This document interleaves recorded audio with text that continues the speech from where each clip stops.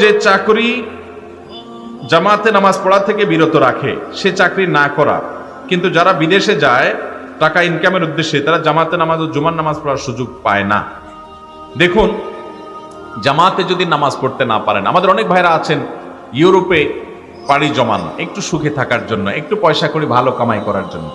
তো সেসব জায়গায় গিয়ে অনেকে জিজ্ঞাসা করেন, হুজুর জুমার নামাজের ছুটি পাই না, এখন আমি চাকরি করব কিনা। আমি আপনাকে বলি, আপনাকে আমি একটা চাকরি দিব, মাসে 10 লাখ টাকা বেতন পাবেন। আপনার কাজ হবে আপনার ডিউটি করার সময়ে নিঃশ্বাস বন্ধ করে রাখতে হবে, ব্যাস।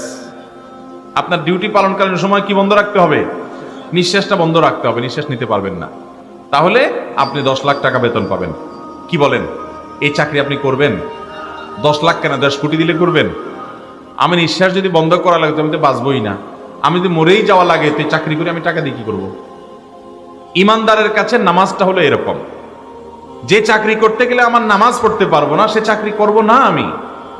আল্লাহর জমিনে বহু পশু পাখিও খেয়ে পড়ে বেঁচে আছে না নাই?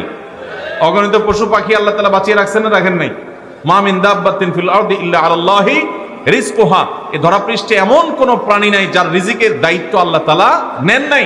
তাহলে আমাকে কেন এমন জায়গায় পাড়ি জমাতে হবে যেখানে আমি নামাজ পড়তে পারবো না? জুমার নামাজ পড়তে পারেন না, 3 জুমা পর পর যদি কেউ না পড়ে, নবী করিম সাল্লাল্লাহু আলাইহি সাল্লাম বলেছেন তার অন্তরে মোহর মেরে দেওয়া হয়, হেদায়েত কবুল হওয়ার, হেদায়েত ঝুকার সম্ভাবনা কমে যায়।